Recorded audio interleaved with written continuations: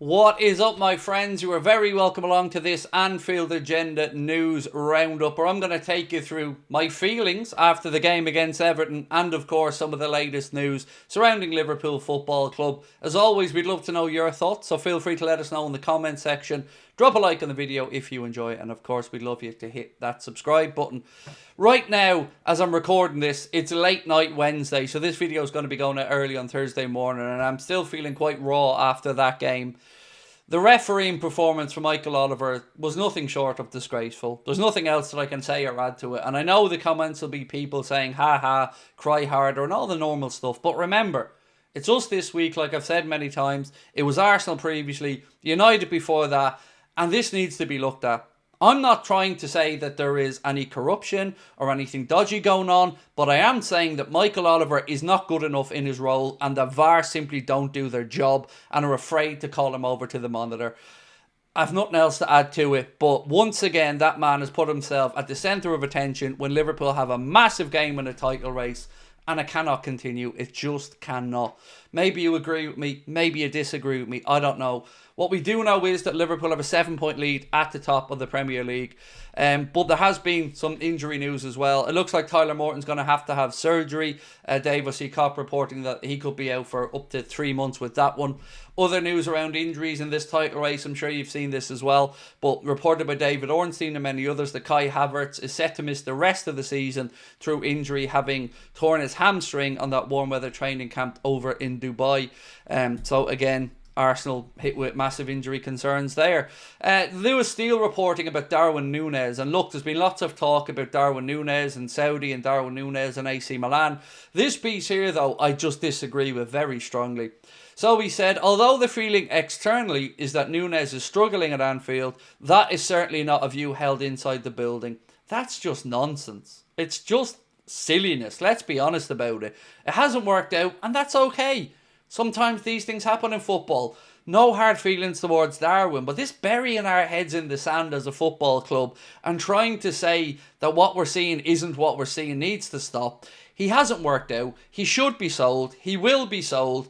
And nobody inside Anfield thinks that he's been a success. I don't know why they write this nonsense, because he just hasn't been. But as I said, it's okay. But don't keep expecting us to swallow it. Don't keep telling us season after season, journalists, that all the players are great, that we can't possibly improve on them, and that everything is brilliant. It just isn't. And Darwin isn't good enough at this time at Liverpool and needs to be moved on.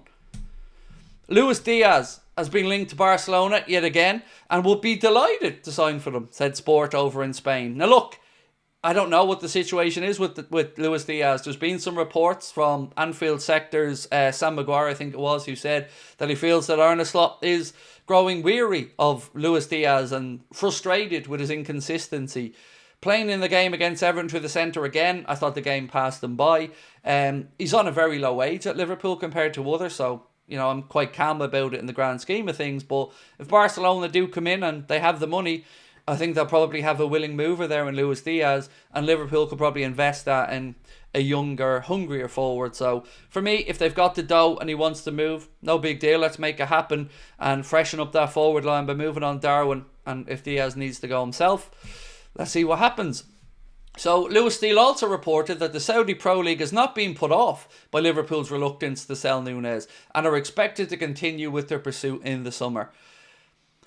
Again, same fella that we said a second ago, feel that, like, I know he's probably trying to do some good stuff for Liverpool here and make out like, well, we're not fussed about selling him, but the whole world knows we're going to Lewis. I'm not trying to undermine you as a journalist, mate, but 1 minute it's the feeling externally is that he's not doing well, and inside, sure, everything's great. Now all of a sudden, Saudi aren't being put off in their pursuit, even though they didn't get him in January. We know he's going to move on in the summer. It's just a matter of whether he goes to Saudi Arabia, AC Milan or anywhere else, and how much money Liverpool can get to reinvest back in the squad. So again, it is what it is with Darwin, but Saudi haven't given up on the pursuit of him, and let's see what happens in the summer.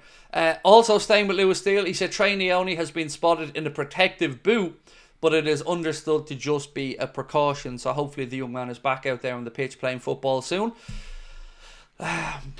Real Madrid, sorry, I am honestly still fuming about this game, and it's just, I can't let the feeling of anger go.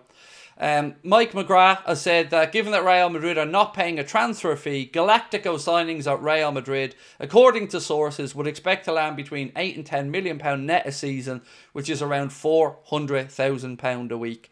So if you're not paying transfer fees, I guess you can pay them high wages, and let's see if Trent becomes a Real Madrid Galactico on £400,000 per week, because he shouldn't be getting it at Liverpool, because he's not worth £400,000 a week. So let's wait and see what happens here. But again, Madrid have a transfer policy, and by throwing their weight around, they seemingly are able to get what they want. So let's wait and see what happens with Trent. Right, referee selection has been confirmed for the game against Aston Villa. And it's going to be Craig Houlden, who's the man in the middle. His assistant, Konstantin Hadzadak, is the man with the sharpest elbows in football.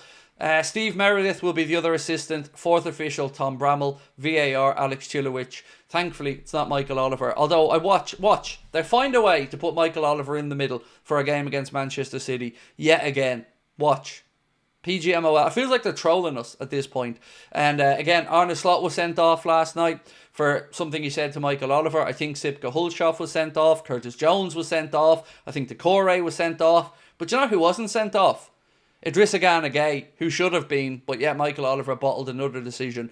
It's just not good enough. We deserve better in football. We deserve better as football fans. I'm fuming about it.